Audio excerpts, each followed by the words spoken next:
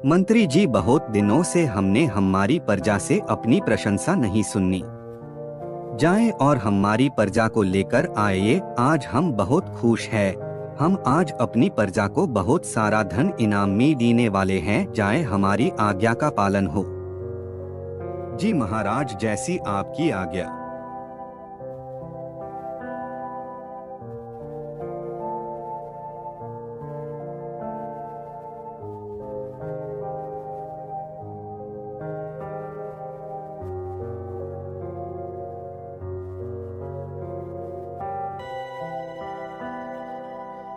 नगर के राजा को अपनी प्रशंसा सुनना बहुत अच्छा लगता था और जो जितनी तारीफ करते राजा उसको उतना ही धन धान देते, और जो तारीफ करने में असफल रहता राजा उसको कारागार में डाल देते।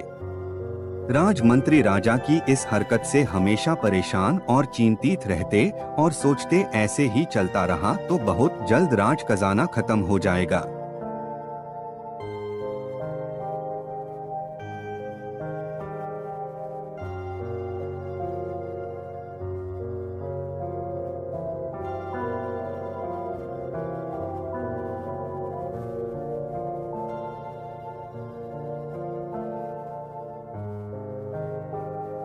और राजमंत्री ने इसका एक उपाय भी निकाला, जिसे राज खजाना भी बचेगा और राजा खुश भी हो जाएंगे। चलिए जानते हैं आखिर वो उपाय है क्या।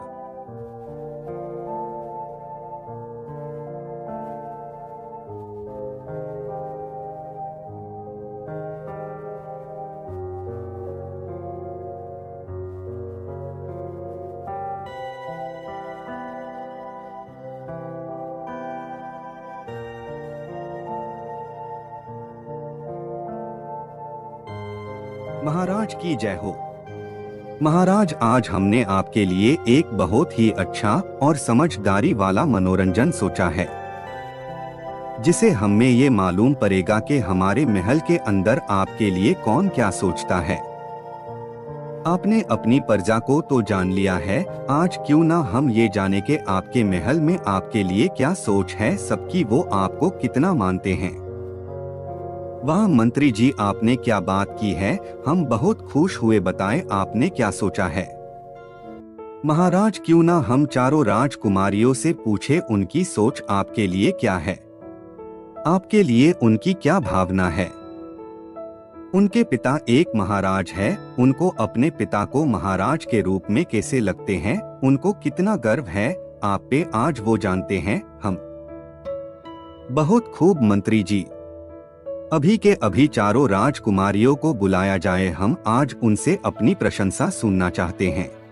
राजकुमारी रूपरेखा, राजकुमारी सुभद्रा, राजकुमारी आभा और छोटी राजकुमारी निशा प्रस्तुत है। हमारी चारों राजकुमारियां, आज हम आपसे ये जानना चाहते हैं कि आप हमारे बारे में क्या सोचती हैं। हम आपसे 3 सवाल करेंगे, जो सबसे ज्यादा अच्छा जवाब देगा उससे हम मनचाहा इनाम देंगे। महाराज का पहला सवाल राजकुमारियों से, इस दुनिया में सबसे शक्तिशाली कौन है। दूसरा सवाल, आप किसके सामने हमेशा अपना सर नीचे झुकाकर अपनी मन की बात करते हैं। और आखिर में तीसरा सवाल, आपको इस संसार में भोजन देने वाला कौन है, किसकी वजह से आप भोजन करती हैं। जो सबसे अच्छा जवाब देगा महाराज उनको मनचाहा इनाम देंगे। तीनों राजकुमारियों ने अपने अपने तरीके से पिताश्री की प्रशंसा की और महाराज से मनचाहा इनाम लिया, लेकिन सबसे छोटी राजकुमारी थोड़ी अलग थी। महाराज ने राजकुमारी निशा से भी वही सवाल किया और राजकुमारी निशा ने क्या जवाब दिया, आइए जानते हैं।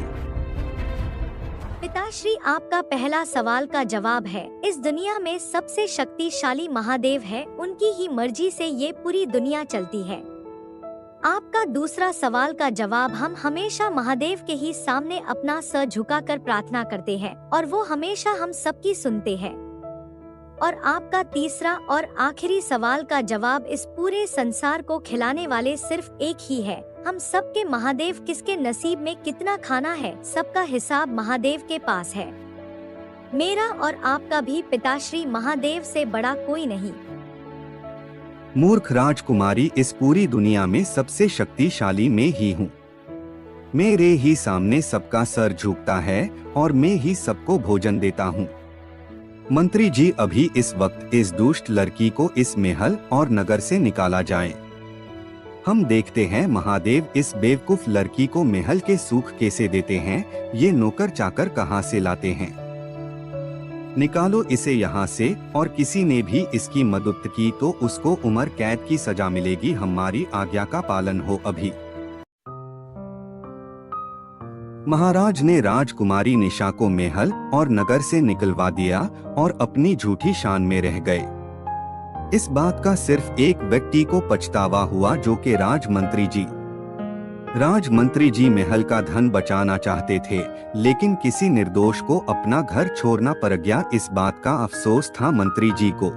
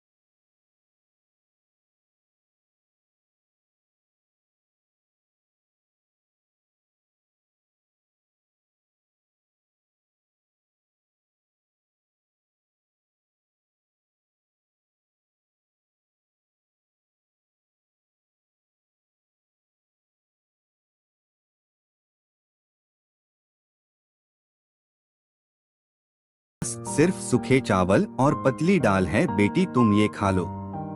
मुझे अभी जाना होगा, ये सूखी लकड़ियाँ मुझे पास वाले गांव में देने जाना है। मैं सुबह ही आऊंगा। अब तुम खाना खाकर दरवाजा बंद करके सो जाना।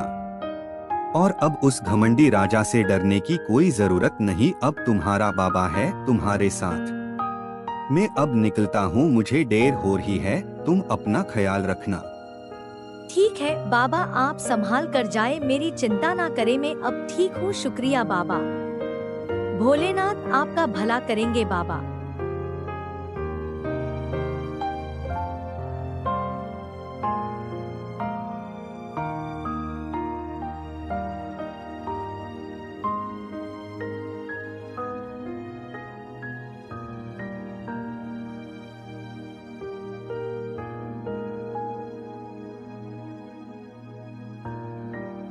राजकुमारी निशा अपने परिवार को याद कर रही थी, तब अचानक से कहीं से एक छोटी बकरी आ जाती है। राजकुमारी ये सोचती है शायद ये बकरी यहाँ रोज आती होगी और उसके हिस्से का खाना मुझे दे दिया बाबा ने। मैं ये खाना उससे ही खिला देती हूँ। ये सोचकर उस दयालु राजकुमारी ने बकरी को अपना खाना खिला दिया।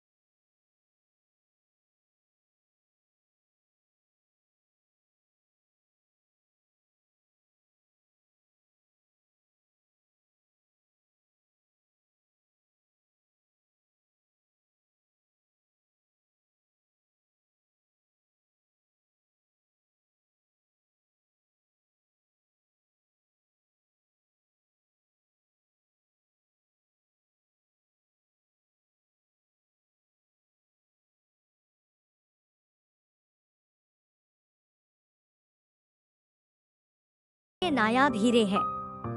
हम इस हीरे को बेचकर गरीबों की मदद कर सकते हैं और इस वन को हम एक नगर भी बना सकते हैं।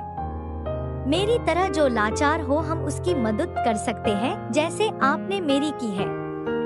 और हम गरीबों के लिए कोई रोजगार का मार्ग भी दे सकते हैं। आप पास वाले नगर में जाएं और वहां जाकर किसी जौहरी को ये सारे हीरे बेच आए।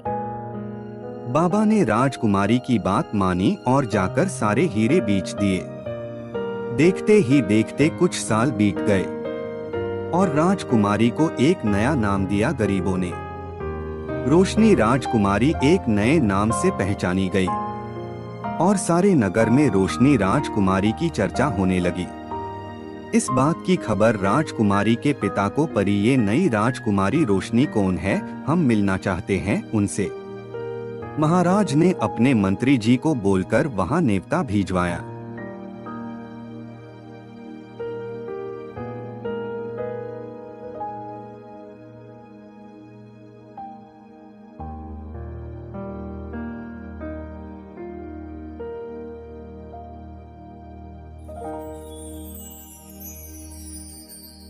राजकुमारी रोशनी, महाराज प्रताप सिंह और उनकी तीनों पुत्रियां आपसे मिलना चाहते हैं। महाराज प्रताप सिंह जी ने ये नेवता भेजा है आपको। हम उन्हें क्या जवाब दे राजकुमारी जी? सेनापति जी, आप उनको बोल दीजिए कल वो और उनकी तीनों पुत्रियों को हम मान सहित अपने महल में आमंत्रण देते हैं। बहुत साल हो गए हम अपने परिवार से नहीं मिले, इस बहाने हम उनसे मिल लेंगे। तीनों राजकुमारियां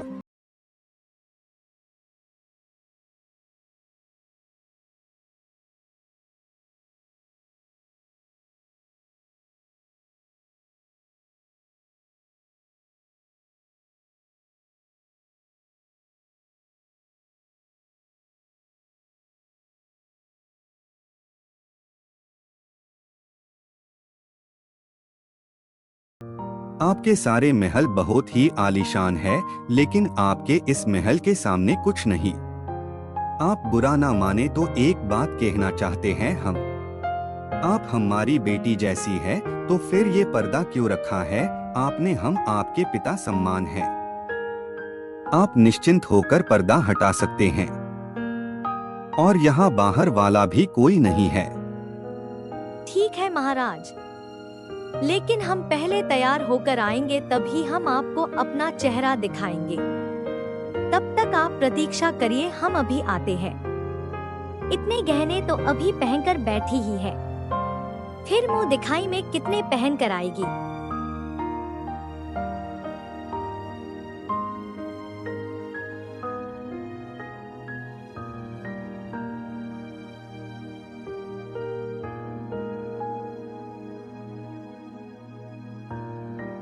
निशा मेरी बच्ची, तुम यहाँ क्या कर रही हो? मुझे माफ कर दो, मैंने तुम्हारे साथ जो किया। एक महाराज ऐसा कर सकता है, लेकिन एक पिता नहीं। मुझे माफ कर दो मेरी बच्ची। मैं जानता हूँ तुम शायद इस राजकुमारी की दासी होगी, लेकिन मैं तुम्हें यहाँ से ले जाऊंगा। मुझे भले मेरा राज, मेरा नगर इस राजकुमारी को देना पारे। आपको शायद कोई गलतफहमी हुई है, ये हमारी राजकुमारी रोशनी है, ना कि कोई दासी। पिताजी, मैंने आपको कहा था ना, इस दुनिया में सबसे शक्तिशाली भोलेनाथ है। भोलेनाथ के ही सामने सबका सर झुकता है और भोलेनाथ ही सबको भोजन देते हैं। आप जिस महल में खड़े हैं वो मेरा ही महल है, और ऐसे 10 महल है मेरे पास। मुझे देने वाले सिर्फ मेरे भोलेनाथ है। इंसान को कभी भी अपने धन और अपने तन पर घमंड नहीं करना चाहिए। आपने जब मुझे नगर से निकाला था, तब मुझे मेरे बाबा ने बेटी समझकर पाला था। मैं उनका ये उपकार कभी नहीं भूलूंगी। एक लाचार लड़की को उन्होंने आश्रय दिया। नहीं बेटी, तुम लाचार नहीं हो। मैं उन सब की मदद करता हूँ जो मुझ पे भरोसा रखे और हिम्मत रखे। देर है पर अंधेर नहीं है बेटी। मैं और कोई नहीं, तुम्हारा भोलेनाथ ही हूँ। मैं कभी उनको अकेला नहीं छोड़ता जो मेरी भक्ति करते हैं। मैं तुम्हें कैसे अकेला छोड़ देता मेरी बच्ची। प्रभु मुझे माफ कर दीजिए, मुझसे बहुत गलती हुई है। मैं आपसे अपने सारे गुनाहों की माफी मांगता हूँ। मुझे क्षमा कर दीजिए भोलेनाथ। अगर तुम चाहते हो कि मैं तुम्हें माफ कर दूं तो जीवन में कभी भी अभिमान मत करना। भोलेनाथ हमेशा तुम्हारे साथ ही रहेंगे। अब मुझे आज्ञा दो मेरी बच्ची। तथास्तु। अगर आपको हमारी ये कहानी पसंद आई हो तो कृपा करके इस कहानी को किसी भी 3 व्यक्ति को भेजें। भोलेनाथ आपका भला करेंगे। हर हर महादेव।